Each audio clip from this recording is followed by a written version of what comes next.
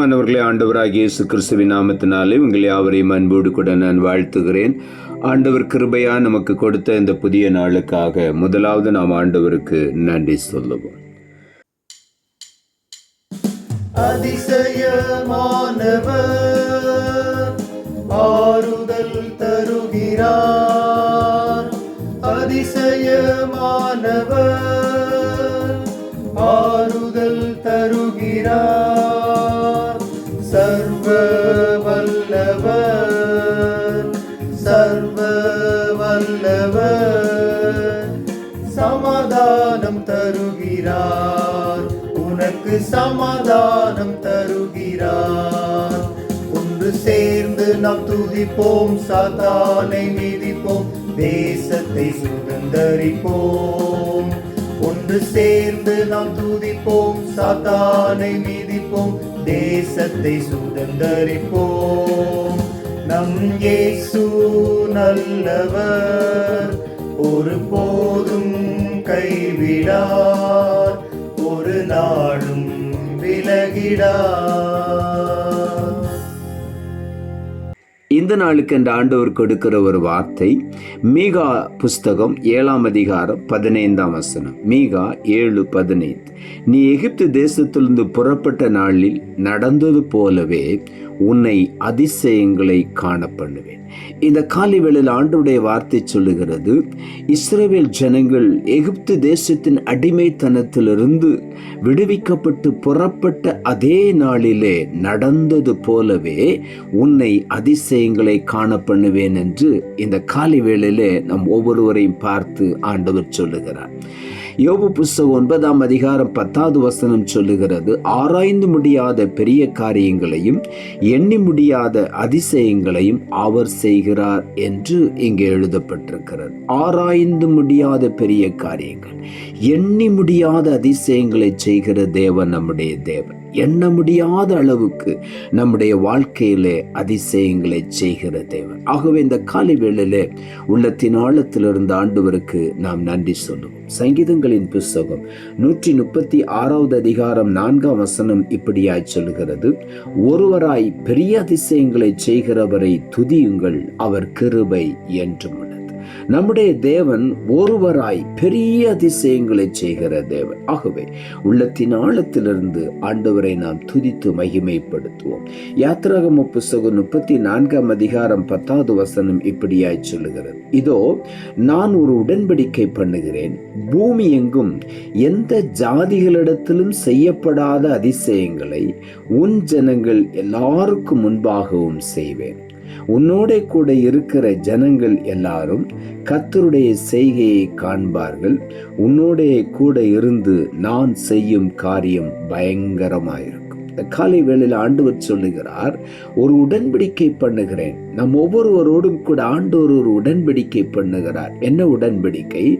பூமியில் எங்கும் எந்த ஜாதிகளிடத்திலும் செய்யப்படாத அதிசயங்களை உன் ஜனங்கள் எல்லாருக்கும் முன்பாக செய்வேன் என்று ஆண்டவர் சொல்லுகிறார். நம் எல்லாருக்கும் முன்பாகவும் எந்த ஜாதிகளிடத்திலும் செய்யப்படாத அதிசயத்தை ஆண்டவர் செய்வேன் என்று சொல்லுகிறார். ஆகவே தான் வேதம் சொல்லுகிறது, உன்னை நான் அதிசயங்களை காண செய்வேன் என்று. எல்லா ஜனங்களும் கர்த்தருடைய செய்கையை காண்பார்கள். உன்னோட கூட இருந்து நான் செய்யும் காரியம் பயங்கரமாயிருக்கும். அவர் நம்மோடு கூட இருந்து பயங்கரமான காரியங்களை செய்கிற தேவன். ஆகவே இந்த காலை வேளையில உள்ளத்தின் ஆழத்திலிருந்து ஆண்டவருக்கு நாம் நன்றி சொல்வோம். யாத்திராகம புஸ்தகம் 13ஆம் அதிகாரம் 21ஆம் வசனம் இப்படியாய் சொல்லுகிறது, கர்த்தர் பகலில் அவர்களை வழிநடத்த மேக ஸ்தம்பத்திலும் இரவில் அவர்களுக்கு வெளிச்சம் காட்ட அக்கினி ஸ்தம்பத்திலும் அவர்களுக்கு முன் சென்றார். இஸ்ரவேல் ஜனங்களை எகிப்தின் அடிமைத்தனத்திலிருந்து மோசேயின் மூலமாக ஆண்டவர் விடுதலை பண்ணி அவர்களை புறப்பட்டு வரப்பண்ணின அந்த நாளிலே வேதம் சொல்லுகிறபடி கர்த்தர் அவர்களுக்கு பகலிலே அவர்களை வழிநடத்தும்படி மேக ஸ்தம்பத்தில் அவர்களோடு கூட நடந்து வந்தார். இரவில் அவர்களுக்கு வெளிச்சம் காட்ட அக்கினி ஸ்தம்பத்தினாலே அவர்களுக்கு முன்னாக அவர் நடந்து சென்றார். இந்த காலை வேளையிலும் கூட ஆண்டவர் சொல்லுகிறார், அன்றைக்கு நடந்த அதே காரியத்தை, அதே அதிசயத்தை இன்றைக்கும் நான் காணச் செய்வேன் என்று ஆண்டவர் சொல்லுகிறார். ஆகவே இந்த காலை வேளையிலே இன்றைக்கும் நம்மை வழி நடத்தும்படி ஆண்டவர் சொல்லுகிறார், நான் பகலிலே அவர்களை வழிநடத்த மேக ஸ்தம்பத்திலே நான் வெளிப்படுவேன் என்று ஆண்டவர் சொல்லுகிறார்.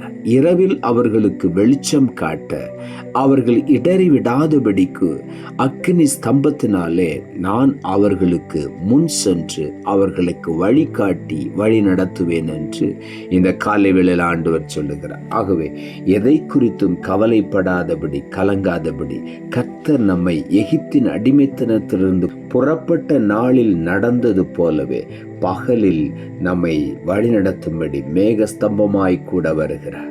இரவில் நமக்கு வெளிச்சம் காட்டும்படி அக்னி ஸ்தம்பமாய் கூட வருகிறார். அந்த அக்னி ஸ்தம்பமும் மேக ஸ்தம்பமும் ஜனங்களை விட்டு பிரியாமல் இருந்தது என்று வேதம் சொல்லுகிறார். அதே போல இந்த நாளிலே ஆண்டவர் நமக்கும் செய்வேன் என்று வாக்கு பண்ணுகிறார். சங்கீதங்களின் புஸ்தகம் 9ஆம் அதிகாரம் 1 வசனம் சொல்லுகிறது, கர்த்தாவே, என் முழு இருதயத்தோடு உம்மை துதிப்பேன், உம்முடைய அதிசயங்களை எல்லாம் விவரிப்பேன் என்று தாவீது எழுதுகிறார். உம்முடைய அதிசயங்களை எல்லாம் நான் விவரிப்பேன் என்று சொல்லுகிறார். இந்த காலை வேளையில நாமும் ஆண்டவர் செய்த அதிசயங்களை விவரித்து சொல்லுவோம். அவர் ஒருவராய் நமக்கு அதிசயங்களை செய்திருக்கிறார்.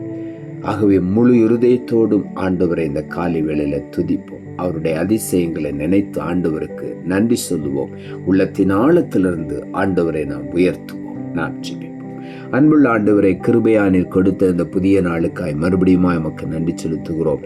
ஆண்டவர் கொடுத்த ஜீவனுள்ள வார்த்தைக்காக நன்றி. நீ எகிப்து தேசத்திலிருந்து புறப்பட்ட நாளில் நடந்தது போலவே உன்னை அதிசயங்களை காண பண்ணுவேன் என்ற வார்த்தையை கொடுத்தேன்.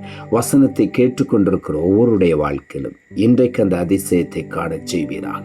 பகலிலே அவர்களை வழிநடத்த மேக ஸ்தம்பத்தினாலும், இரவிலே வெளிச்சம் காட்ட அக்னி ஸ்தம்பத்தினாலும் ஒவ்வொருவர் மேலும் நிலை கொண்டிருந்தவர்களை வழி நடத்துவீராக என்று சொல்லி ஜெபிக்கிறேன்.